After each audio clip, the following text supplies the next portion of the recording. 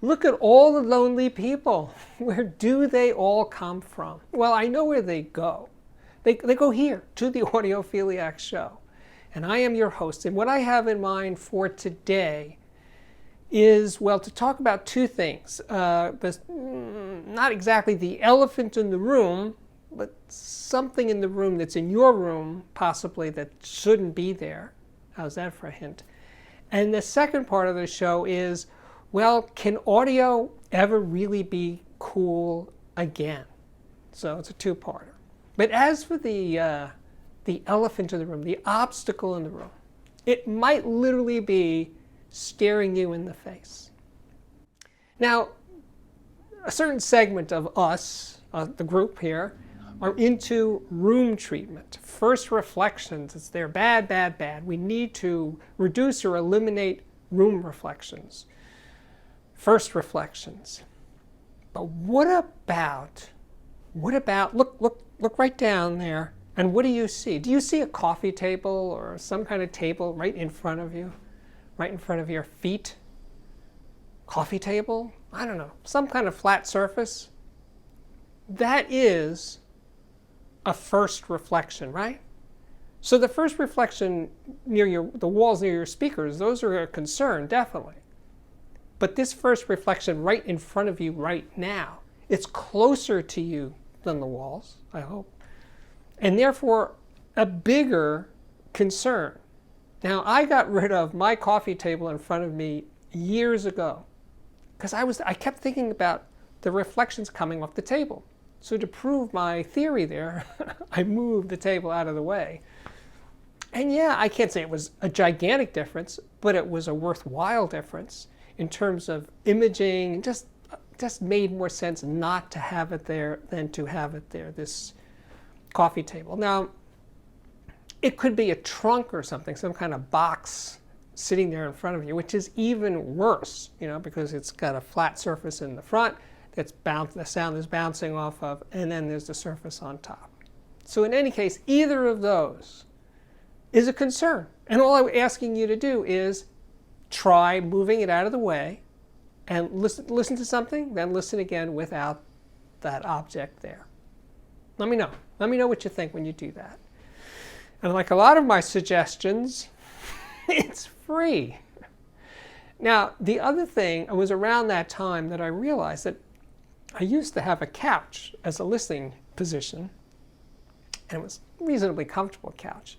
But I thought sitting on a couch with the back side of the couch there reflecting right near my ears, that was a potential no-no as well, right?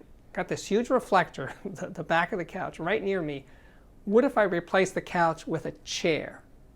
I think that might have made an even bigger difference than taking the coffee table out of the way. So anyway, yes, first reflections near the speakers, those side wall reflections, the floor even, those are significant. But those reflections near you are, well, they loom large. Let's put it that way. And of course, if you're sitting with a wall directly behind you, that's hard to get rid of that so quickly. Of course, you could put sound-absorbing material on that wall directly behind you. And if that's your position right now, yes, you should definitely put some kind of sound treatment or something soft behind you. Just pillows. Just try pillows behind you and see what that does. So, yeah, those are easy, right? Easy to try out, easy to decide if it's worth it to rearrange your living space to accommodate those changes. If it's easy enough to do, do it. If it's a hassle, don't do it. Oh, and yes, there will be an Audiophiliac viewer system of the day later on in today's show. All right, so first reflections, second reflections, etc., those are easy to deal with comparatively. Now we're going to do the hard stuff. What can we do collectively? What can we all do together to make audio cool again? And I say again because it was cool. Trust me, it was cool. It was very, very cool before, in the before days, before the internet. Before the internet, what did humans do at home for entertainment? Well, they listened to music, definitely. They read books. They watched television. They played games. That's pretty much it, as far as I can recall. The internet nowadays is, in some form or another, streaming, video, whatever, is the main source of entertainment. And that's been very disruptive to the audio industry and also to the music business. And, you know what I'm saying. But anyway, what can we do to make audio, the hobby, listening to music at home, and the love of gear itself, what can we do to bring that back? I don't know. It's kind of a rhetorical question, but if you have any ideas, I'm all ears. But here's the thing. I know. What can we do? We could make audio more attractive to women. Got it. I've heard that one before. We could make audio more attractive and affordable for younger people. Yeah, I know that one too. I've heard that before. Make it more attractive. Yeah, I know. I mean, all of these things have been said for years and years and years. That's not new. And I don't see any movement in that direction to bring more women in any significant way. More younger people, make it more affordable, etc., etc. It's not that no one's trying to do those things. They are. It's just how to make them effective. But I don't know that it has anything to do with coolness. Coolness meaning objects of desire. That's what I'm talking about. That audio, people looked at speakers or amplifiers in the pre-internet days, at least some people did. I'm not saying it was a universal love affair going on. But some of us looked at those things and said, I want that. I want to live with that. It's really cool. I'm going to be a better, smarter, hipper, more attractive person if I have a nice stereo at home. That's the way we thought. Trust me, we did. Matter of fact, in Playboy magazine, that was in the Playboy Advisor, in the column in every month, in every issue, there was usually the subject of hi-fi came up because it was part of being cool. It was. But it isn't cool anymore. You know, I know when I hear about people saying that people buy audio systems to impress other people, I think, really? I don't think an audio system would impress just the general population, just your friends at random or your family, that they're going to say, oh, wow, Joe's really cool because he's got a great system. I don't think so. I really don't think so. I mean, I'm sure it happens, but it's not the reason that people buy nice hi-fi systems or audio systems.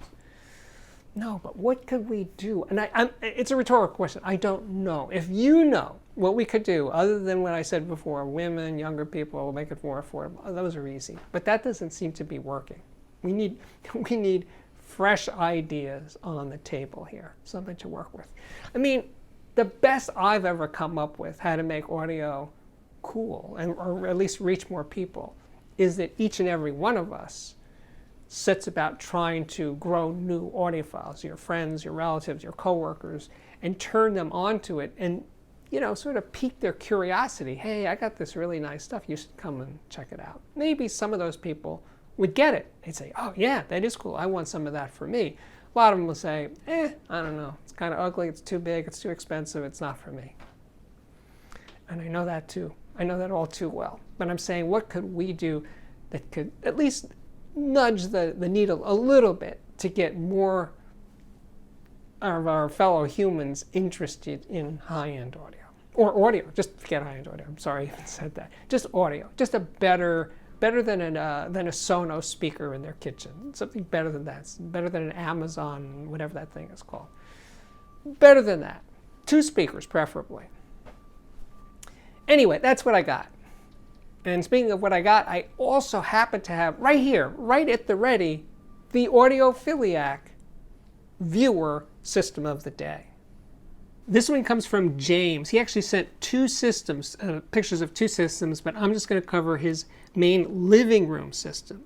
Now there's a Yamaha S1000 CD player that also plays SA CDs, a Blue Sound Node 2i connected to a Shitmani DAC, turntable is a Technics SL1210 Mark II with a Shure M97XE cartridge.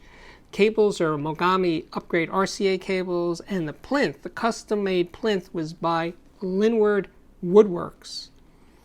Phono preamp is an iFi Zen with an iFi silent 5-volt power supply. The integrated amp is a Yamaha CA 2010 Polk DSW Pro 500 subwoofer, and the speakers, those are pretty serious speakers. I remember them from a ways back. Those are Acoustic Energy AE2s, and they're sitting on stands filled with 100 pounds of lead shot. Turns out James is in the same union that I was in, IATSE, IATSE, and that he is in, or was in, Local 336. Thanks for sending this in, James. All right, we are back. My name is Steve Guttenberg, and yes, sirree, Bob, I am. I am the backdoor man. No, I am the audiophiliac. If you dig what I'm doing here on the channel, please consider subscribing. You hit the like button. The like button, as I say all the time, it's the algorithm, YouTube algorithm likes. They reward YouTubers that get lots of likes. So please hit that button when you think I deserve it. And please subscribe to this channel. And in many ways, even more important than liking or subscribing is to consider joining my Patreon. And that's the best way to keep this thing, the Audiophiliac Show, going and going strong. Headed to the 5th anniversary coming August. This August of this year. It'll be 5 years old. But anyway, check out the Patreon. You can subscribe for a couple of bucks a month, up to $50 a month. And for $50 a month, yes, you can actually talk to me. We have conversations. I've been doing this a while, and I have lots of people that I talk to every month. And I take great pleasure in doing that. So with that, I can say my work here is at last complete. Thank you again for watching. And I really, really do hope to see you back here again very, very soon. Bye-bye.